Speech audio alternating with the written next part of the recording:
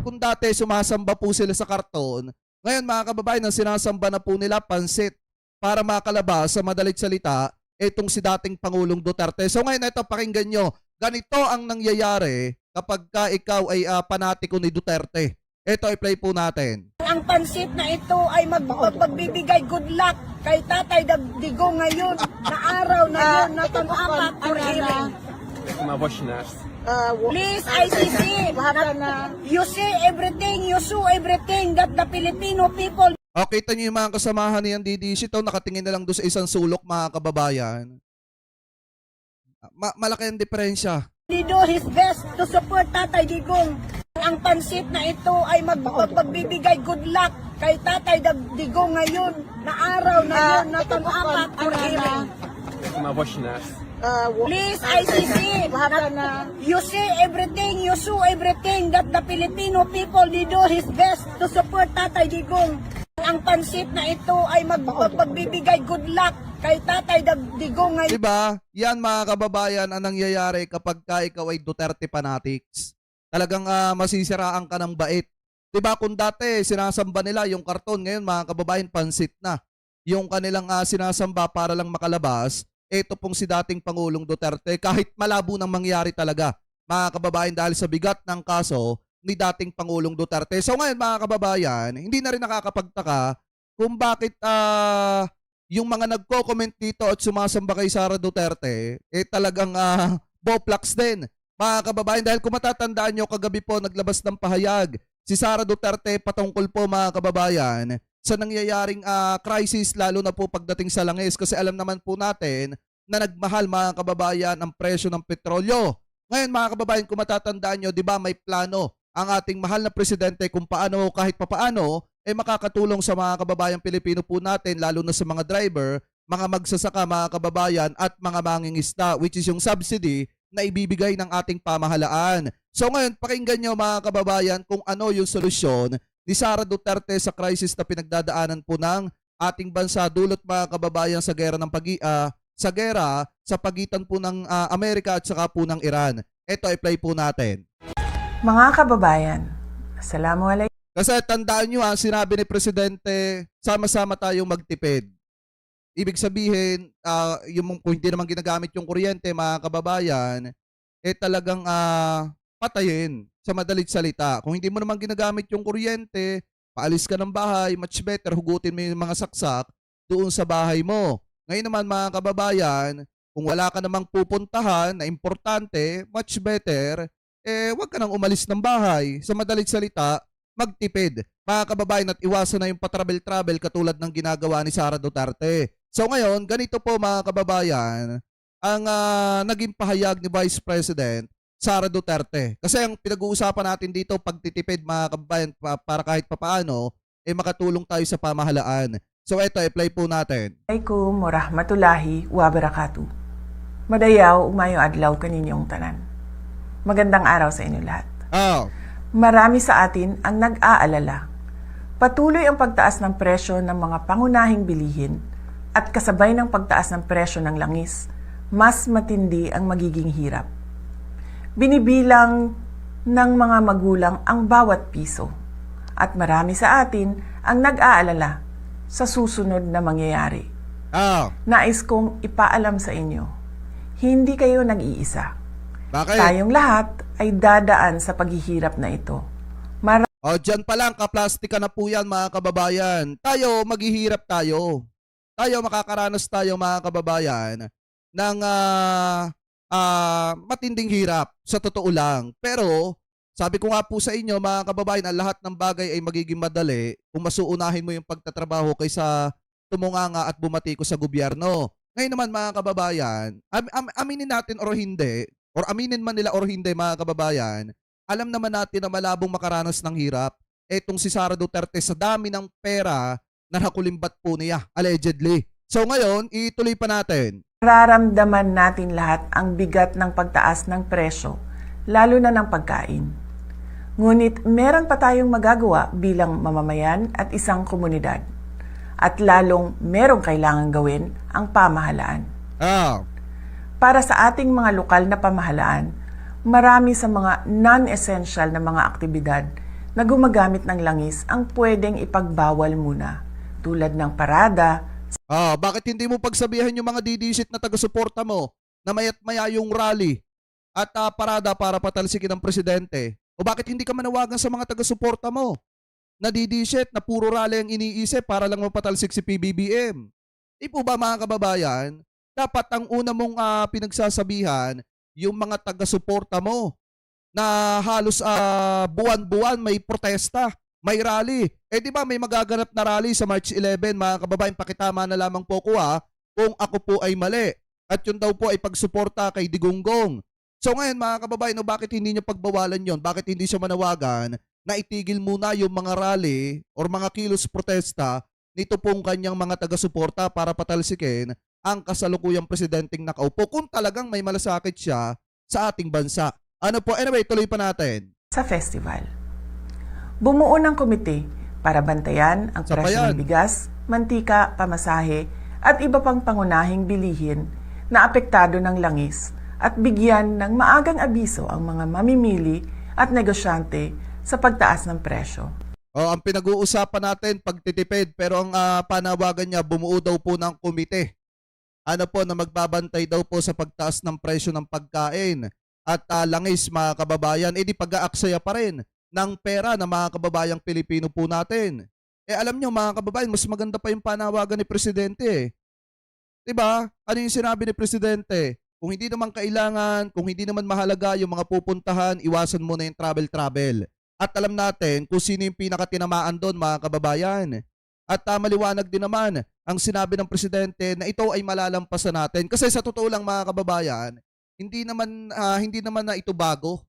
Kasi 'di ba nung pandemic tumaas yung presyo ng alangis, mga kababayan, at kung matatandaan nyo, mismong si dating Pangulong Duterte nung siya ang presidente ay aminado na kahit daw po siya ay tigiin ng sambayan ng Pilipino, kahit daw po siya ay utasin ng sambayan ng Pilipino, wala siyang magagawa, mga kababayan, para mapababa ang presyo ng langis.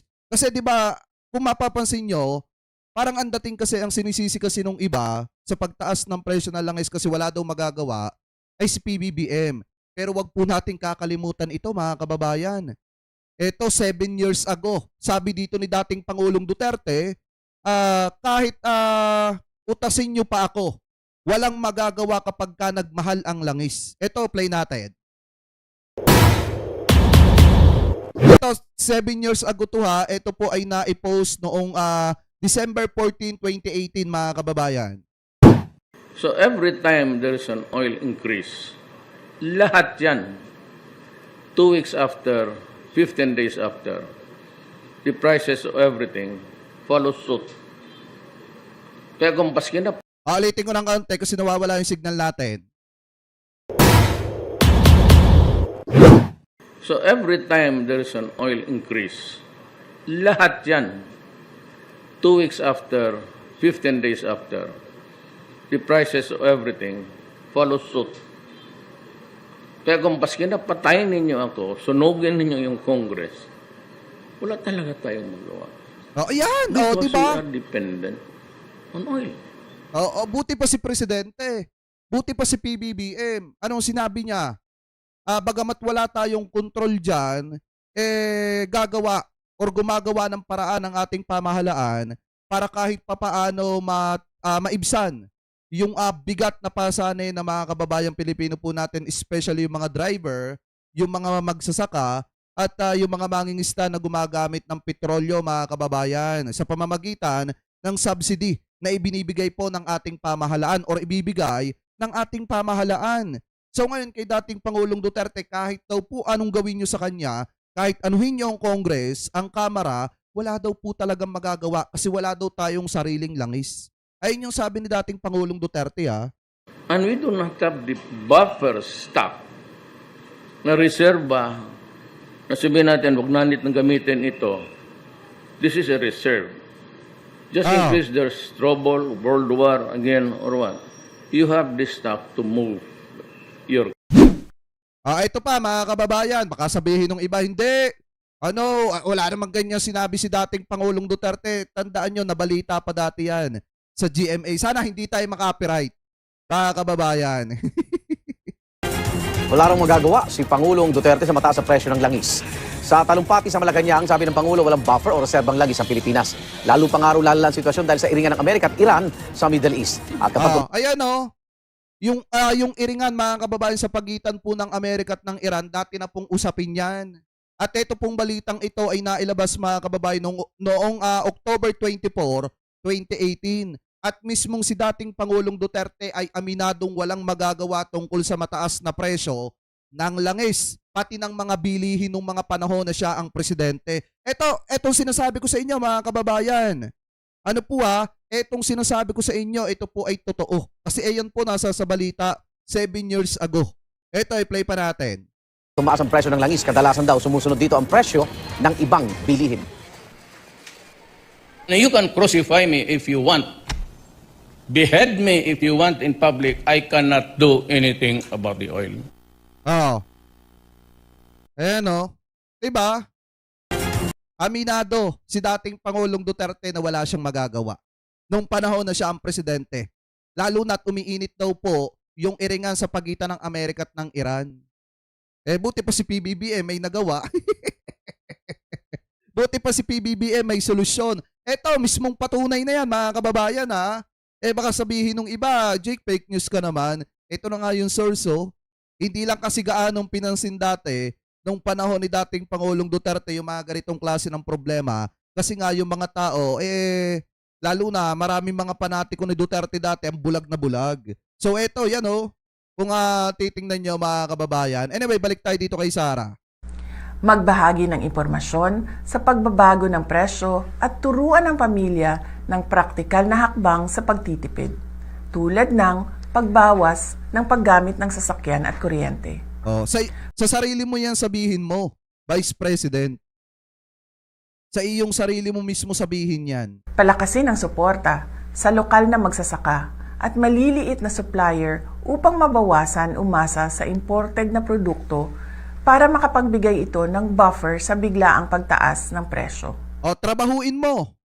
Trabahuin mo para makatulong ka naman sa gobyerno at magkaroon ka ng silbi. Magpalabas ng mga orders sa pagtitipid sa LGU na susundin ng lahat ng opisina kasama na ng barangay. Bilang individual na mamamayan, ang mga sumusunod ay iilan lamang sa mga pwedeng gawin na makakatulong sa ating pamilya. Bigyang prioridad ang pangunahing bilihin at planuhin ang budget ng pamilya. Bumili muna sa lokal na produkto upang palakasin. Tinuturuan ng bawat pamilyang Pilipino na planuhin nyo daw ng maigi yung budget. Samantalang nung siya ang humawak ng budget ng DepEd mga kababayan at ng OBP, hindi niya na plano at hindi niya nahuwakan ng maayos. So paano makikinig ang taong bayan diyan sa mga kaplastikan mo, Vice President? Hindi ako nagtatanong lang diba mga kababayan, kung siya nga hindi niya nakontrol ang paghawak ng pera ng taong bayan at hindi niya maipaliwanag kung saan po niya dinala. Anong karapatan niya na magsabit, magturo sa taong bayan kung paano titipidin yung pera nila? Ano po kung siya mismo hindi niya nagawa yun? Di po ba? Alam niyo ang pinakamagandang payo kay Vice President? Para doon sa kanya mga taga-suporta kung nanonood man sa atin much better turuan niyo siyang magtrabaho, tulungan ng presidente na humanap ng solusyon para maibsan itong pinagdadaanan ng ating gobyerno, ng ating bansa. Di po ba? Alam niyo sa totoo lang, pag inasa natin ang inasa sa presidente lahat, gaya nga ng paulit-ulit kung sinasabi, si PBBM ay tao lang din na katulad natin. Siyempre, nangangailangan din siya ng tulong galing sa kanyang mamamayan. Ngayon, paano makakatulong ang taong bayan kung mismong yung Vice President ayaw tumulong? Di po ba't hindi nga nagtatrabaho, puro pasarap lang? Anyway, tuloy pa natin. Ang lokal na ekonomiya at mabawasan ang epekto ng pagtaas ng langis. Bawasan ang hindi kailangang paggamit ng enerhiya tulad ng pag-carpooling, bisikleta at pwedeng ayusin ang schedule ng lakad upang mabawasan ang madalas na pagbiyahe. Ano yun? Ano yung sabi niya? Bawasan ang paggamit ng enerhiya tulad ng ano? Pwedeng ayusin ang schedule ng lakad. Bumili muna sa lokal na produkto upang palakasin ang lokal na ekonomiya at mabawasan ang epekto ng pagtaas ng langis. Bawasan ang hindi kailangang paggamit ng enerhiya tulad ng pag-carpooling, bisikleta, at pwedeng ayusin ang schedule ng lakad. Mga kababayan, bisikleta daw. Bawasan daw ang paggamit ng enerhiya. Kasama doon yung carpooling, mga kababayan, at saka daw po paggamit ng bisikleta. Ang bisikleta ba kumakain ng gasolina? Ang bisikleta ba kumakain ng langis, kumakain ng diesel?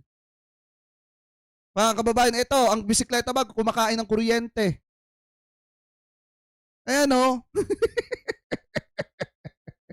Di ba mga kababayan? O tingnan nyo maigi. Alam nyo, ang may kasalanan dito yung gumagawa ng script nito. Masyadong bobo. Di sa totoo lang. Pero inyo, paano nagkaroon ng connect yung paggamit ng bisikleta sa pag-ubos ng enerhiya? Unang-una, hindi naman kumakain ng gasolina yung bisikleta. Hindi naman gumagamit ng diesel yon. Hindi naman gumagamit ng kuryente yung bisikleta. Diba mga kababayan, binasa na nga lang niya, halatang nagbabasa nga. Di po ba? Anyway, tuloy pa natin. Palakasin ang lokal na ekonomiya at mabawasan ang epekto ng pagtaas ng langis. Bawasan ang hindi kailangang paggamit ng enerhiya tulad ng pag-carpooling, bisikleta, at pwedeng ayusin ang schedule ng lakad upang mabawasan ang madalas na pagbiyahe. Ngunit, ang responsibilidad na protektahan ang mga mamimili ay higit pa sa ating mga tao o komunidad. Sa mga ahensya ng gobyerno na may tungkulin dito, kumilos na kayo. Kailangan bantayan ang presyo ng langis at epekto nito sa pangunahing bilihin at transportasyon. Magbigay ng maagang babala at magbigay ng paliwanag para sa mga mamamayan. Ipatupad ang mahigpit na hakbang laban sa hoarding at labis na taas presyo. Gawing regular ang inspeksyon at isarado ang mga lalabag na negosyante. Magbigay ng pansamantalang subsidiyo o price caps sa produktong pagkain at isaalang-alang ang targeted cash transfers sa low-income na pamilya. Ay mga kababayan Pilipino natin wag na kayong gumamit ng bisikleta ngayon kasi masama pala yan. Kasi nakakadagdag pa kayo sa paggamit ng sobrang enerhiya pag gumagamit kayo ng bisikleta. Magbigay ng advisory sa fuel-efficient na distribution ng pagkain at insentibo sa pampublikong transportasyon. Putik. Makakahanap tayo ng paraan upang mapagaan ang ating pasanin. Paano? Sa pamamagitan ng pagtutulungan sa komunidad, pagtangkilik sa lokal na produkto, at pagiging maingat sa ating paggastos at paggamit ng enerhiya. Kasabay nito, asahan natin ang aksyon ng gobyerno na protektahan ang bawat pamilyang Pilipino at tiyakin ang patas at matatag na pamilihan. Malalagpasan natin ang pagsubok na ito tulad ng nalagpasan natin ang pandemya. Higit sa lahat, huwag tayo mag-isip na gumawa ng masama sa sarili man o sa ating kapwa-tao. Mamuhay tayo ng marangal at may dignidad kahit tayo ay dumadaan sa kahirapan. Syukran. Kita nyo, tapos yung mga didishit, mga kababayan, bilib na bilib doon sa mga sinabi ni Sara Duterte. Sabi pa nga nung iba dito, ayan future president 2028, Inday Sara for president. Tay, kami naman ang tutulong kay Inday Sara. Pero putik mga kababayan, isipin yung mabuti. Siguro, tinesting lang yung IQ ni Vice President dito nung sumulat ng script na binabasa niya. Kung itatama ba ni Sara Duterte yung nakasulat o kung babasahin na lang. At ayun, nakita nyo kung gaano ka-boplax mga kababayan. Saglit na itama yung nakalagay dun sa script, abay binasa na lang talaga. Kaya ngayon, kita nyo ito nga yung sinasabi ko sa inyo na napaka-fake concern sa taong bayan. Tama yung sinasabi ng mga Gen Z na dapat etong ganitong klase ng tao ay managot. Kasi hindi porket nagbabasa yan ng matalinghagang salita para akitin ang damdamin ng mga kababayan Pilipino po natin sa tuwing may pinagdadaan ng ganitong klase kabigat na crisis mga kababayan, okay na lahat. at siya na agad yung susunod na presidente. Dapat himayin ninyo kung ano yung sinasabi. Dito pa nga lang sablay na eh. Paano umubos ng enerhiya yung paggamit ng bisikleta? Eh yung iba nga mga kababayan, kaysa gumamit ng treadmill dahil nakakapagpalaki ng bill ng kanilang kuryente yung isinasaksak na treadmill sa kuryente at gumagamit ng enerhiya yon, mas pinipili nilang magbisikleta na lamang po. 'Di ba? Sa pang-araw-araw para kahit papaano mabawasan yung timbang nila. Di po ba mga kababayan? Yung iba okay sa gumamit ng treadmill. Nadisaksak mga kababayan ang ginagamit nila, nagbibisikleta na lang sila. Ano po, para kahit papaano nakapasyal na, nakapagbisikleta pa, nakapag-exercise pa. Kaya nga hindi ko alam dito kay Vice President kung bakit niya nasabi na iwasan ang paggamit ng bisikleta dahil nakakabawas yun ng enerhiya. Anyway, mga kababayan, yan yung isang patunay mga kababayan na si Vice President ay hindi po talaga nag-iisip. Walang originality. Ika nga mga kababayan. At ito pa, meron pa siyang solusyon para mapabalik daw yung mga kababayang Pilipino po natin dito sa Pilipinas. Eto, pakinggan nyo. Alam mo, napakadali magpadala ng eroplano eh. Sa totoo lang. Alam niyo ba nung COVID na panahon, madami ang na-stranded na mga tiga Davao City dito sa Manila? Napakadali. Uulitin ko mga kababayan ha. Magkaiba po yung panahon ng pandemic mga kababayan sa panahon ngayon na kung saan ay may gera sa pagitan po ng US at saka ng Iran. Pangalawa naman mga kababayan, yung pinag-uusapan po ni Sara Duterte dito at kinukumpara niya ay issue po ng local at issue po ng national mga kababayan. Tandaan nyo po, hindi tayo pwedeng magpadala basta-basta ng eroplano papunta po dun sa lugar kung saan may gera.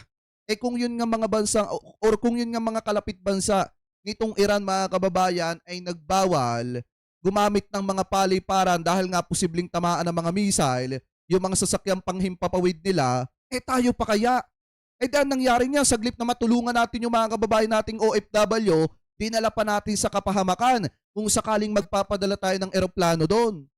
Hindi ba naisip ni Vice President Sara Duterte yon? Kaya nga nung panahon ng kanyang tatay, mga kababayan, ano ba sinabi ng kanyang tatay? Kahit tawag dito, kahit talagang imposible naman talaga yung gusto nila. Eh kahit magnakaw ako ng eroplano dyan, matulungan lang kayo. Pero kung tutuusin, hindi naman niya talaga gagawin yon, mga kababayan.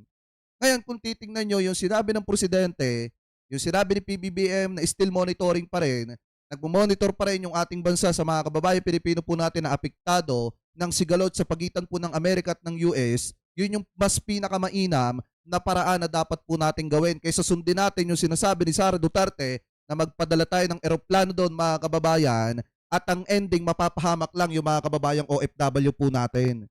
Ayun no, kung titingnan nyo yung sinabi niya dito, napakalaki ng pagkakaiba yung kinukumpara niya. Yung Davao to Manila. And then yung Pilipinas to mga kalapit nating bansa sa parating agit ng silangan. Di po ba? Anyway, eto, i-play pa natin. Ulitin natin ha. Alam mo, napakadali magpadala ng eroplano eh. Sa totoo lang. Alam niyo ba nung COVID na panahon, madami ang na-stranded na mga tiga Davao City dito sa Manila? Napakadali. Nagkontrata kami. Alam mo, napakadali. Yan o. Yan yung mga bagay mga kababayan na talagang sablay na sablay. Etong si Vice President Sara Duterte.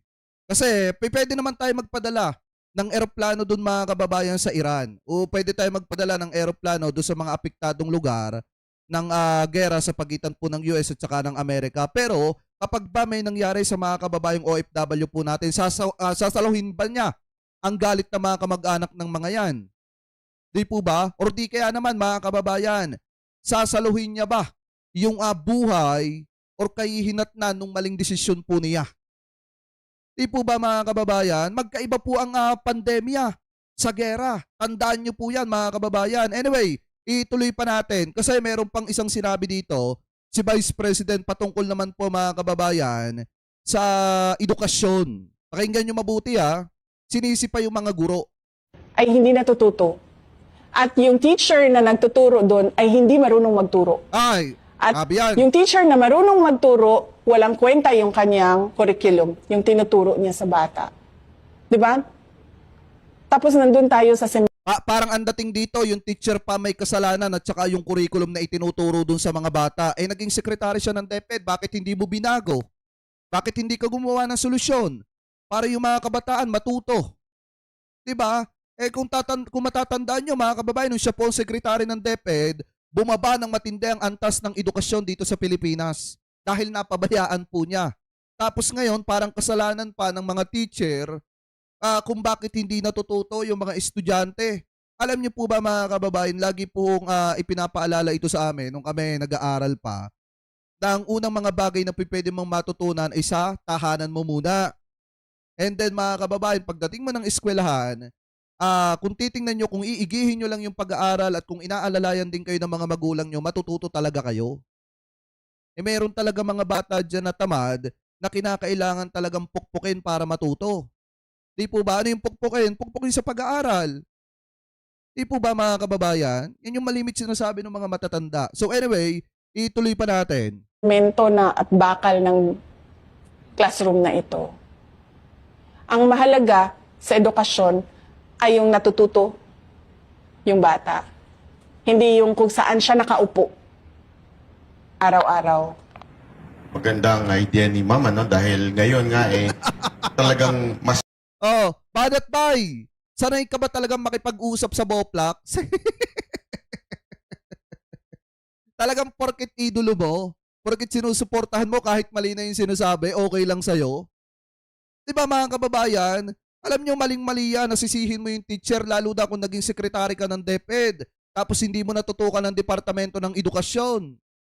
Maling-mali yan mga kababayan, marami mga guro ang magagalit dyan kay Sara Duterte pagka sinisin niya ng sinisi yung mga guro. Dahil kung ginalingan lang sana niya ang pag-handle ng pera ng DepEd, kung ginalingan lang sana niya ang paghahawak ng departamento ng DepEd, eh di sana na ipamahagi ng maaga pa lang yung mga laptop at napakinabangan na sana yan ng mga guro natin at ng mga teacher at ng mga estudyante. Eh di sana kung hindi mo pinabayaang abusuhin yung pamamalakad dun sa pamamahagi ng Nutriban at hindi sana pinamahay ng insekto at inamag, eh di sana nakain ng mga estudyante yon. Di po ba mga kababayan? Lagi niyong tandaan, pag gutom ang estudyante, mahirap talaga matuto yan. Kaya kailangan talaga mga kababayan, busog ang estudyante para gumagana yung utak. Yun po yung katotohanan dyan. Anyway, tuloy pa natin. marami pa ang matututo. Kasi kung limitado nga naman yung eskwelahan, yung classroom, konti lang ang matuturuan. Pero pagka yung technology, ano talaga sa edukasyon, mas marami po ang makikinabang na maturuan. Oo, kasi napapansin ko din, no? Parang, ano ba?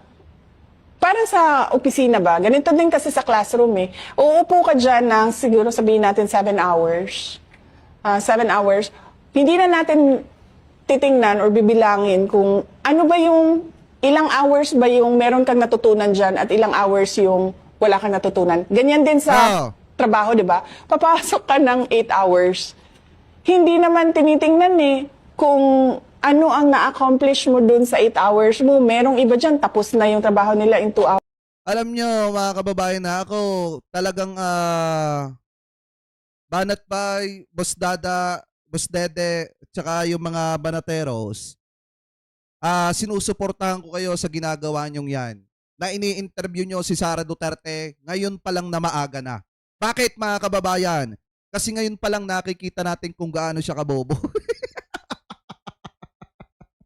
Di ba mga kababayan? Yan yung tama. Alam nyo, sabi ng friend ko sa akin yung nagpasa nito, alam mo, tama yung ginagawa ng mga vlogger ni Sara. Pinagsasalita si Sara Duterte habang maaga pa. Para nakikita ng mga Gen Z, ng mga kabataan, ng mga teacher, at ng mga kababayang OFW po natin kung gaano kababaw yung pananaw ni Sara Duterte sa mga mahalagang usapin na pinag-uusapan dito po sa ating bansa. Di po ba? Eto na ba yung pinagbabalaki nyo mga DD-shit? Hours eh. Na magiging presidente sa 2028, maawa kayo sa Pilipinas. Merong iba dyan, pumasok ng 8 hours, walang nagawang trabaho. Eh ikaw nga. 'Di ba? Ang tagal-tagal mo na diyan, hindi lang 8 hours diyan sa pagiging vice presidente mo. 'Di ba? Ikaw nga tagal-tagal mo na diyan, ilang taong ka na diyan, wala ka pa nagagawang trabaho. kahit iharap nyo sa akin yung 10 DD set, pag tinanong ko yan kung ano nagawa ni Sara Duterte, walang maisasagot yung mga yan, maniwala kayo. So, wag tayo doon sa bakal at semento. Doon tayo sa paraan kung paano matuto yung bata. Saan? I felt guilty kasi alam ko isa ako sa nag-cause ng stress because I do not come from the education sector. I do not have an education background, so I cannot review what they are doing. And I rely on their expertise and all the stakeholders who did the review. Ay hindi natututo. At yung teacher na Dyan pa lang. Sablay na mga kababayan. Yung mga teacher ito sa pangalawang pagkakataon hanggang doon lang sa sinabi niya about sa inyo. Pakinggan nyo mabuti. nagtuturo doon ay hindi marunong magturo. At yung teacher na marunong magturo, walang kwenta yung kanyang curriculum, yung tinuturo niya sa bata. Sa madalit salita, walang lulugaran yung mga teacher sa sinabi niya. Bakit? Meron daw teacher na hindi marunong magturo. Meron daw teacher na magaling magturo pero wala daw kwenta yung itinuturo niyang curriculum. O ibig sabihin mga kababayan, saan lulugar dyan ng teacher para mapabuti yung kanyang pangalan at para mapabuti yung kanyang trabaho? Wala! Diba? Walang lulugaran yung mga teacher dyan. Unfair naman yan sa mga buhay na bayani natin, na mga guro, mga kababayan, na gumigising ng maaga, pumapasok ng maaga para maturuan yung mga estudyante. Di po ba mga kababayan? Wala lulugaran dyan ng mga teacher. Sinabi niya, merong teacher na hindi marunong magturo. Ngayon naman, may magaling na teacher, marunong magturo pero sala yung itinuturo. Sala yung curriculum. O saan lulugar? Yung mga teacher, trabaho nilang magturo. Di po ba mga kababayan? Base dun sa mga curriculum na itinuturo nila. Diba doon sa sinabi niya, parang sinabi niya na walang kwenta yung mga guro sa panahon po natin ngayon.